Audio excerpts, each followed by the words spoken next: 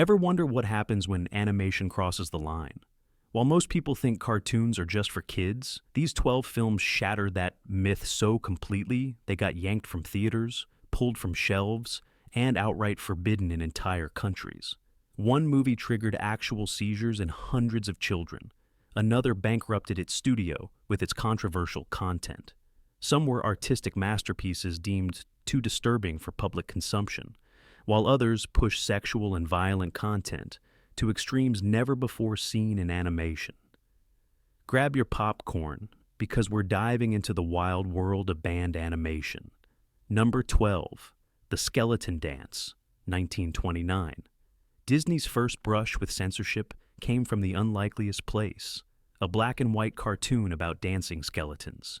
This seemingly innocent 5-minute short from Walt Disney's Silly Symphonies series got completely banned in Denmark for being too macabre for audiences.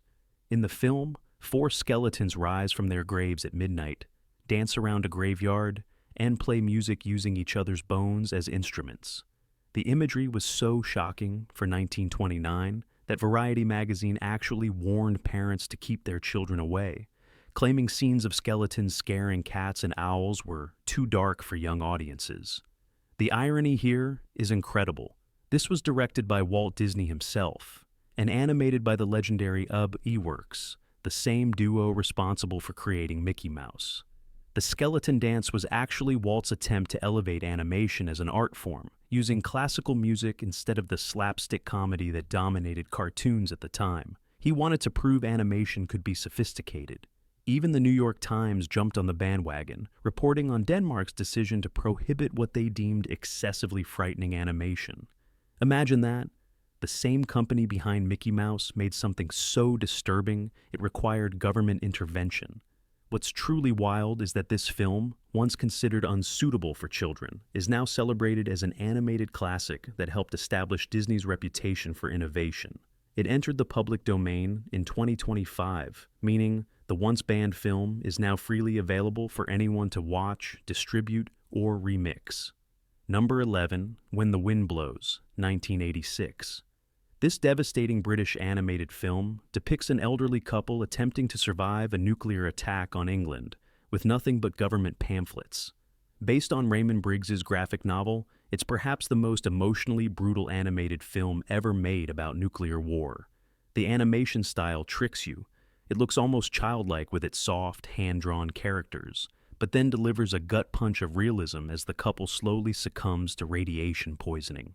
What makes this film particularly haunting is how it portrays the couple's blind faith in authority. They meticulously follow every instruction in government leaflets, from building a makeshift shelter with doors to painting windows white. Their naive belief that they will come rescue them becomes increasingly heartbreaking as their hair falls out, and they begin vomiting blood. The film features unsettling juxtaposition throughout. Cheerful flashbacks to World War II beside nuclear devastation, the couple's cozy home routines continuing amid fallout, and their polite British manners maintained even as they're dying. The sound design amplifies this dissonance, with the couple's genteel conversations playing over ominous Geiger counter clicks. The film was banned in several countries for its unflinching portrayal of nuclear holocaust and sharp criticism of government preparation plans. Its anti-nuclear message was considered too politically charged during Cold War tensions, especially its implication that civil defense measures were useless propaganda. What makes this film especially disturbing is the soundtrack by David Bowie and Roger Waters, creating a bizarre contrast between pop music and images of nuclear devastation. Critics called it the most important animated film ever made, but many theaters refused to show it, fearing public backlash. It remains a powerful warning about nuclear war that feels unfortunately relevant again in today's political climate. Number 10, Fritz the Cat, 1972. The first animated film ever to receive an X rating, Ralph Bakshi's adaptation of Robert Crumb's underground comic absolutely shattered taboos. Set in the 1960s New York, it follows a college dropout cat engaging in all manner of adult activities the censors couldn't handle. The production was wildly controversial from the start. Warner Brothers originally signed on, then backed out when Bakshi refused to tone down the content. Several animation studios refused to work on it entirely. Bakshi had to cut his crew down to just 5 people at one point because of funding issues.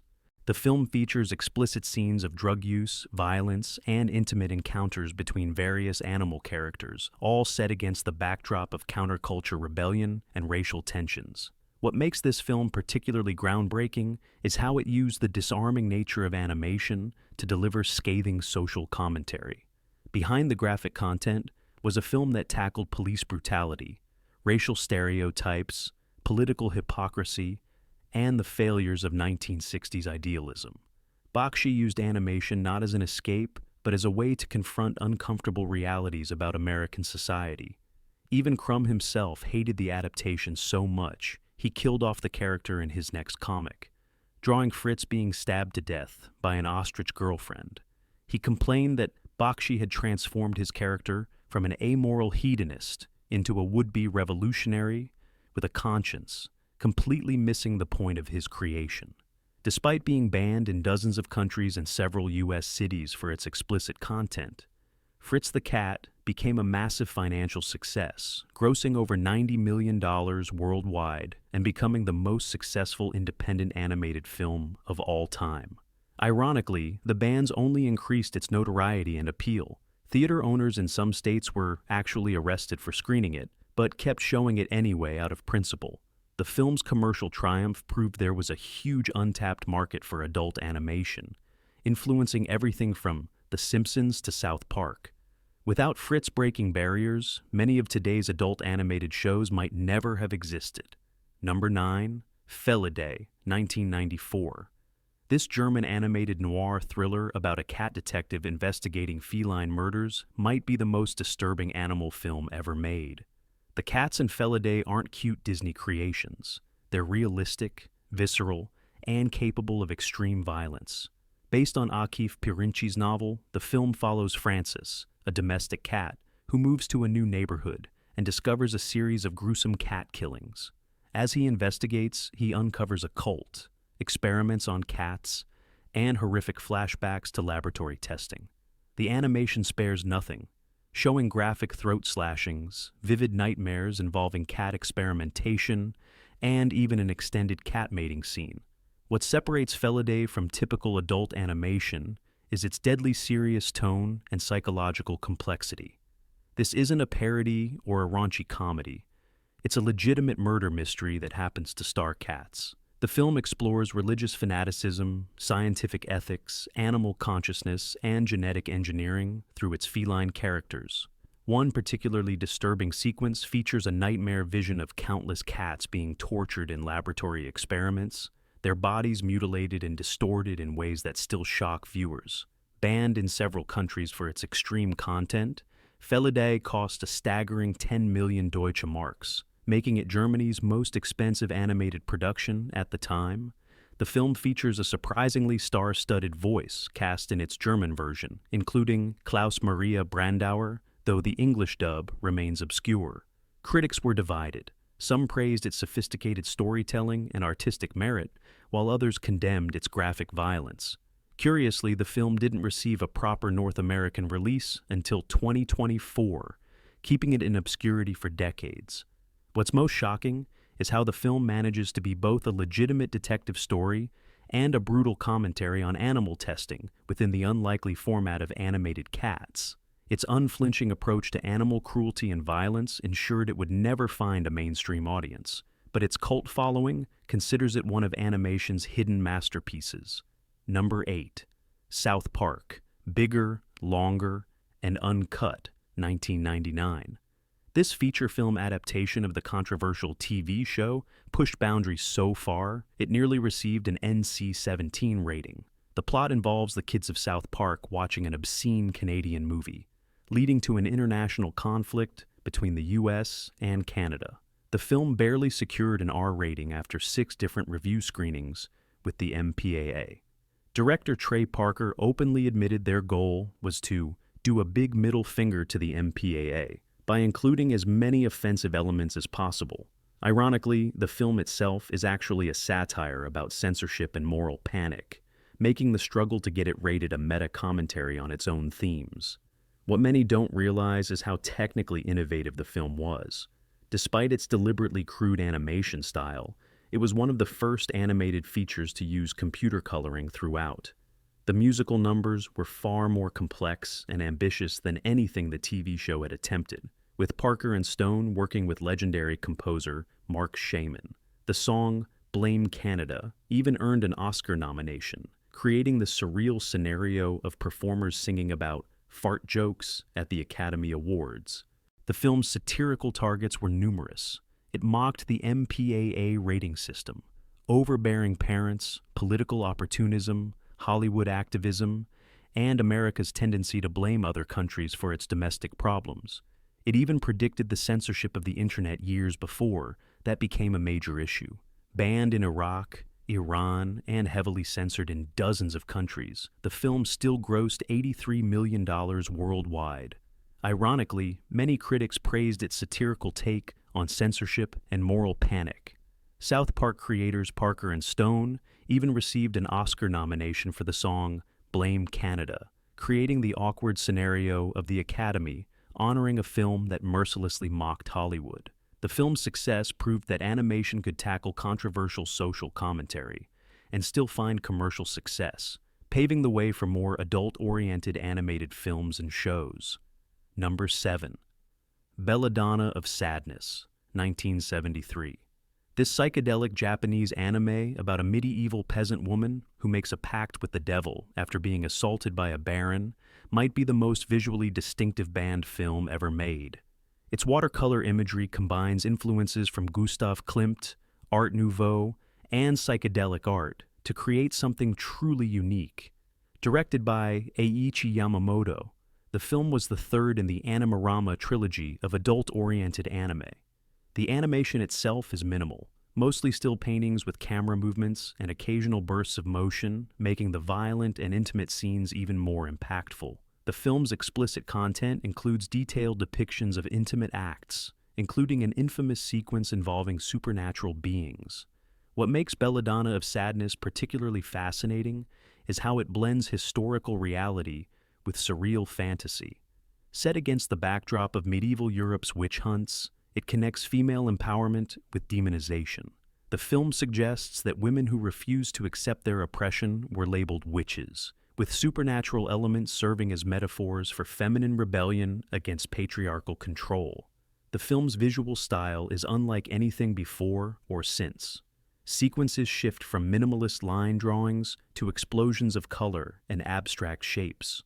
One notorious hallucinatory sequence features phallic imagery, transforming into landscapes, creatures, and abstract patterns in a psychedelic montage that must be seen to be believed.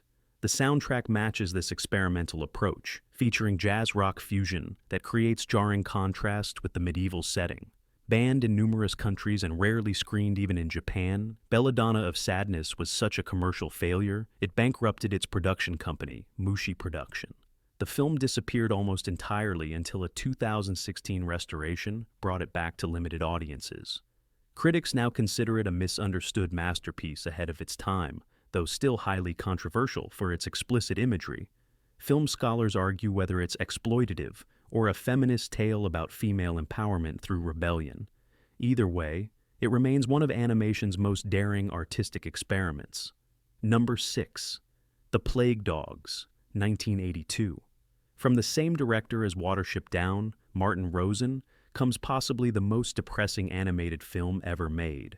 Based on Richard Adams's novel, it follows two dogs who escape from an animal testing laboratory, only to be hunted by the government who fears they carry bubonic plague.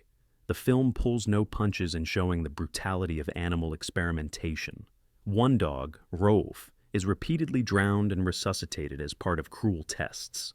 The other, Snitter, has had brain surgery that causes him hallucinations. Their desperate fight for survival in the harsh wilderness is portrayed with unflinching realism, including scenes of starvation and hunting. What makes the Plague Dogs particularly devastating is its refusal to provide the happy ending typical of animal films.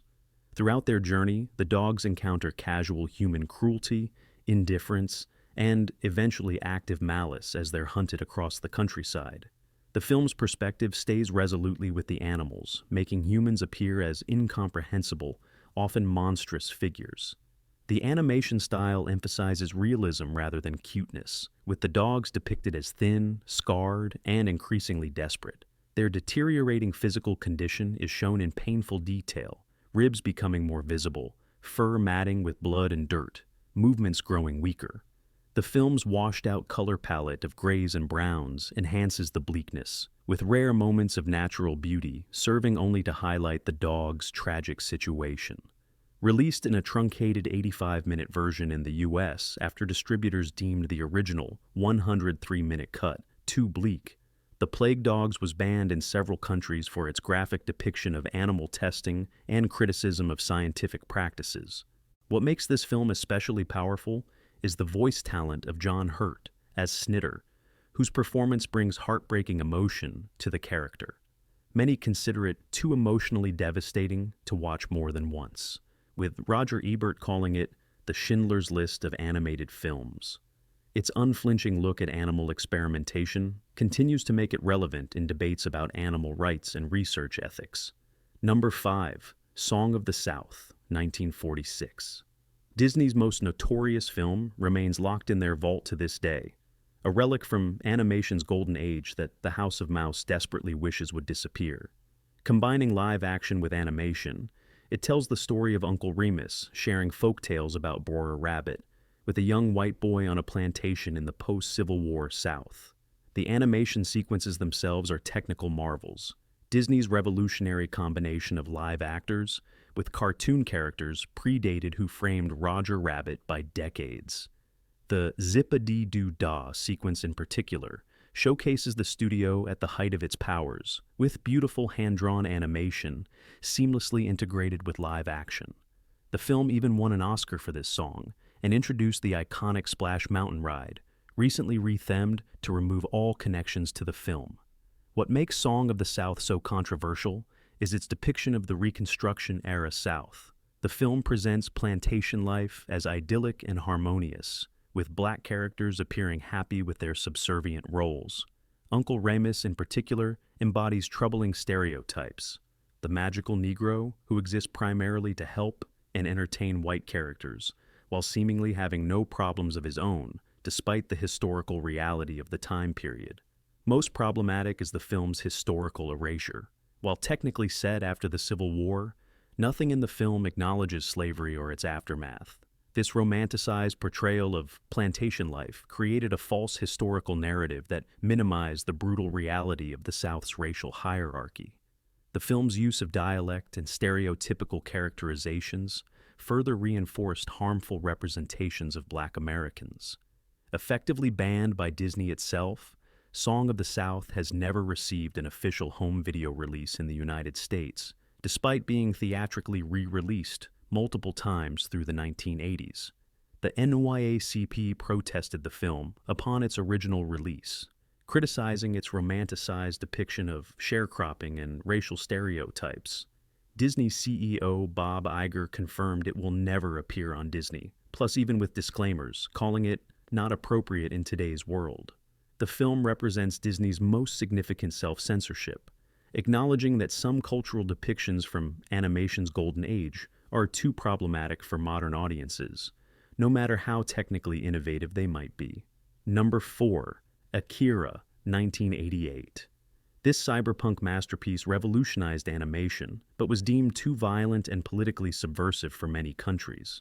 Set in a dystopian Neo-Tokyo after World War III, it follows teenage biker gang member Tetsuo as he develops dangerous psychic powers. Director Katsuhiro Otomo created unprecedented animation quality with 160,000 hand-drawn cells, setting new standards for fluid motion and detail. The famous motorcycle sequence alone contains more animation frames than entire episodes of typical anime. The film's attention to detail is astounding, from realistic physics to architectural precision in the cityscape to the meticulous lighting effects that give Neo-Tokyo its distinctive neon glow. But it was the film's extreme content that shocked audiences. Scenes of body horror as Tetsuo mutates, graphic violence, and anti-government themes were unlike anything in animation at the time. One particularly notorious sequence shows Tetsuo's body grotesquely expanding and transforming, his flesh merging with mechanical components in a visceral display that still disturbs viewers. The film also depicts drug use, corrupt politicians, violent suppression of protests, and youth alienation in ways that felt threatening to authorities. Beyond its visual innovations, Akira's sound design was revolutionary. The haunting soundtrack combines traditional Japanese instruments with digital technology, creating an otherworldly atmosphere. The film pioneered pre-scoring techniques where animation was precisely synchronized to the music rather than the other way around. Even the sound effects were groundbreaking, with custom-created audio for everything from motorcycle engines to psychic explosions. Initially banned in countries including South Korea and parts of the UK for its violence, Akira was heavily edited for its first US release, removing nearly 30 minutes. Critics were divided, with many Western reviewers dismissing it as excessively violent. However, it gradually gained cult status and is now considered one of the most influential animated films ever made, directly inspiring works from The Matrix to Stranger Things.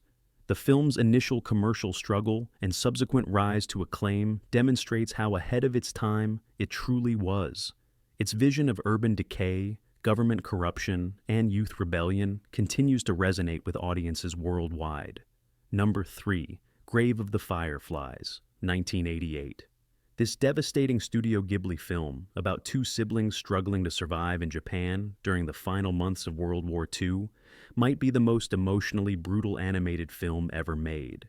Based on a semi-autobiographical novel by Akiyuki Nosaka, it spares nothing in depicting the horrors of war. The film follows teenage Seita and his young sister Setsuko as they witness their mother's death in an American firebombing, then slowly starve to death as Japan collapses around them. Director Isao Takahata uses beautiful traditional animation to heighten the contrast with the film's grim content, creating scenes of haunting beauty amid devastation.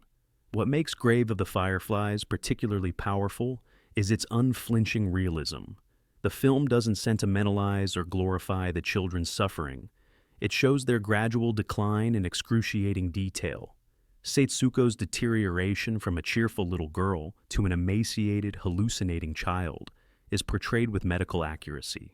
One of the most heartbreaking scenes shows her creating rice balls out of mud, her mind so consumed by hunger that she pretends dirt is food. The film presents an uncomfortable perspective on war for Western audiences. It shows American forces not as liberators, but as distant killers raining fire from above. The firebombing sequence is portrayed with terrifying authenticity. Buildings exploding into flames, people's skin melting, civilians running through streets turned to infernos. Yet, the film is equally critical of Japanese society, showing how neighbors and relatives abandon the children as resources grow scarce. Though not officially banned in many countries, the film was restricted or heavily edited in several nations for its unflinching portrayal of American bombing campaigns and their impact on civilians. Roger Ebert included it on his list of the greatest films ever made, and filmmaker Akira Kurosawa considered it his favorite Ghibli production.